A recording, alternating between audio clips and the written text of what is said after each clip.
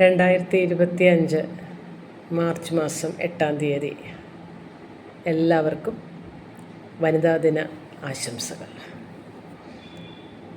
ആശംസിക്കാൻ ഒന്നേ ഉള്ളൂ, സ്ത്രീയാവുക, സ്ത്രീയായി തന്നെ തുടരുക, സ്ത്രീയാവുന്നതിൽ അഭിമാനിക്കുക.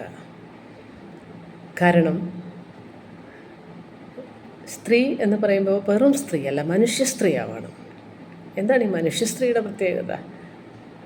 പണ്ട് പുരാതന കാലം മുതൽ തന്നെ അവൾ വിദ്യാദേവതയാണ്, നീതിദേവതയാണ്, ഭൂമിയോളം ക്ഷമയുള്ളവളാണ്. അങ്ങനെ ഒരുപാട് മനുഷ്യത്വത്തിൻ്റെ ഭാഗമായ ഒരുപാട് സദ്ഗുണങ്ങൾക്ക് പഴയ കാലം മുതൽ തന്നെ അവൾ അതിൻ്റെ അധിപതിയായി, അധിദേവതയായി ആരാധിക്കപ്പെട്ടിരുന്നു നമ്മുടെ നാട്ടിൽ. എന്തിനാണത് വേണ്ടെന്ന് പറയുന്നത്? അത് നമ്മുടെ സ്വന്തമാണ് എന്ന് നമ്മൾ അഭിമാനിക്കുകയാണ് വേണ്ടത്. അതൊന്നും കളഞ്ഞു കുളിക്കാതെ ഇരിക്കുക, സ്ത്രീത്വം കളഞ്ഞു കുളിക്കാതെ ഇരിക്കുക. സ്ത്രീയാവുന്നതിൽ അഭിമാനവും അന്തസ്സും കാത്തു സൂക്ഷിക്കുക. അങ്ങനെ കാത്തു സൂക്ഷിക്കുമ്പോൾ ഒരു സ്വാതന്ത്ര്യ പ്രശ്നം വരുന്നില്ല. കാരണം പണ്ട് മുതൽ തന്നെ സ്ത്രീ വീടിൻ്റെ വിളക്കാണ്. വിളക്കെന്ന് പറയുമ്പോൾ പഴയ കാലത്ത് അറയിലൊക്കെ വെച്ച് പൂട്ടിയിരുന്ന ഒരു സാധനമാണ്. എന്തുകൊണ്ടാണ് ഇത് അറയിൽ വെച്ച് പൂട്ടിയിരുന്നതെന്ന് ചിന്തിച്ചിട്ടുണ്ടോ? അത് വളരെ പ്രഷ്യസ് ആയിരുന്നതുകൊണ്ടാണ്, ധനമായിരുന്നു.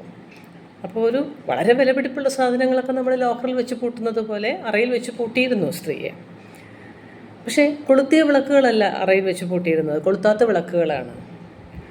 നമ്മൾ കൊളുത്തിയ വിളക്കുകളാവുക. വീടിൻ്റെ വിളക്ക് മാത്രമല്ല, നാടിൻ്റെയും വിളക്കും, കൊളുത്തിയ വിളക്കും വെളിച്ചവും ഒക്കെയായി മാറുക, ശക്തിയായി മാറുക. അത് അങ്ങനെ മാറാനും മാറ്റാനുമുള്ള കഴിവ് വീട്ടിലുള്ളവരെ, ലോകത്തെ മുഴുവൻ തന്നെ ആ പ്രകാശത്തിനുള്ളിൽ, പ്രകാശവലയത്തിലേക്ക് കൊണ്ടുവരാനുള്ള കഴിവ് സ്ത്രീക്ക് മാത്രമേ ഉള്ളൂ എന്ന് തിരിച്ചറിഞ്ഞത് കൊണ്ട് തന്നെയാണല്ലോ സ്ത്രീ വിളക്കായത്.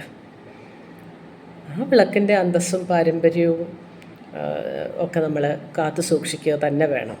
അങ്ങനെ വെളിച്ചം പ്രകാശം പരത്തുന്ന സ്ത്രീകൾ, തീർച്ചയായും സ്ത്രീകൾ അങ്ങനെ ആയതുകൊണ്ട് തന്നെയാണ് ഈ നമ്മുടെ നാട്ടിൽ ഈ വനിതാ വിമൻ എംപവർമെൻറ്റ് പ്രോഗ്രാംസൊക്കെ നമുക്കുണ്ടായത്. അതുകൊണ്ടാണ്. കാരണം സ്ത്രീ നന്നായാൽ വീട് നന്നാവും, നാട് നന്നാവണം, അടുത്ത് വരും തലമുറകൾ നന്നാവും എന്നൊക്കെയുള്ള ഒരു വിശ്വാസത്തിലാണ് അങ്ങനെയുള്ള പ്രോഗ്രാംസൊക്കെ സ്ത്രീകൾക്ക് മുൻതൂക്കം കൊടുത്തുകൊണ്ട് സ്ത്രീയെ മുന്നോട്ട് കൊണ്ടുവരാൻ എന്നുള്ള രീതിയിൽ മാത്രമല്ല, സ്ത്രീയിലാണെങ്കിൽ അത് ശരിയാവുകയുള്ളൂ, വേണ്ട രീതിയിൽ പ്രാവർത്തികമാക്കാൻ സാധിക്കുകയുള്ളൂ എന്നുള്ള ഒരു ബോധത്തിലാണ് അങ്ങനെയുള്ള പരിപാടികളെല്ലാം സ്ത്രീകൾക്ക് മുൻതൂക്കം കൊടുത്തുകൊണ്ട് നമ്മുടെ നാട്ടിൽ ആവിഷ്കരിക്കപ്പെട്ടിരിക്കുന്നത്.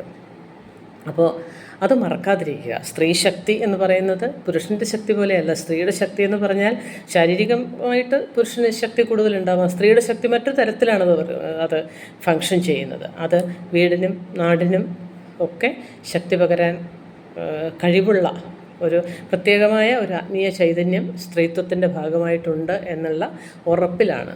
അത് മനസ്സിലാക്കാത്തത് നമ്മൾ എന്തിനാണ് പല കാര്യങ്ങളും നിഷേധിക്കുന്നത്? നമുക്ക് ഒരു ഫെമിനിസ്റ്റോ ഒരു കുലസ്ത്രീയോ ഒന്നുമല്ല നമ്മളാവേണ്ടത്, നമ്മൾ മനുഷ്യ സ്ത്രീയാണ് ആവേണ്ടത്. ഇത് കാലങ്ങളോളം ഇത് മറ്റൊരു തരത്തിൽ തെറ്റായി വ്യാഖ്യാനിക്കപ്പെട്ട് ഇത് ലോകം മുഴുവൻ ഉണ്ടായിട്ടുള്ള ഒരു കാര്യം ഓർക്കണം. ലോകം മുഴുവനുള്ള എല്ലാ പ്രാചീന സംസ്കാരങ്ങളിലും ഈ ഒരു കൺസെപ്റ്റ് ഉണ്ടായിരുന്നു. പിന്നീട് ലോകം മുഴുവൻ ഒരു ചൂഷണം ഒരു മാർഗമായി വന്നു, ഒരു കോമൺ നോമായിട്ട് വന്ന കാലത്ത് എല്ലാ രംഗങ്ങളിലും ശാരീരികമായിട്ടും അല്ലാതെയും അബലരായിട്ടുള്ള ആൾക്കാരെ പുറത്തുണ്ടായിരുന്ന ഒരു ആധിപത്യം, അത് പുരുഷാധിപത്യം ലോകം മുഴുവൻ ഉണ്ടായിരുന്നു. അങ്ങനെ വന്നപ്പോഴാണ് ഈ വിളക്കണച്ചിട്ട് അറയിലേക്ക് തിരിച്ചു വെച്ചത്. അതുകൊണ്ട് അത് തിരിച്ചറിയുക. നമ്മളുടെ ഉള്ളിലുള്ള ശക്തിയാണ് നമ്മളുടെ വെളിച്ചം. ആ വെളിച്ചം വീടിനും നാടിനും ലോകത്തിന് മുഴുവൻ പകരാനുള്ള കഴിവ് ഓരോ സ്ത്രീക്കും ഉണ്ടാവട്ടെ. സ്വന്തം നമ്മുടെ ഉള്ളിലുള്ള ആ ശക്തിയെ തിരിച്ചറിയാൻ ഈ വനിതാ ദിനത്തിൽ എല്ലാവർക്കും കഴിയട്ടെ എന്ന് ആഗ്രഹിക്കുന്നു, ആശംസിക്കുന്നു. എല്ലാവർക്കും നമസ്കാരം.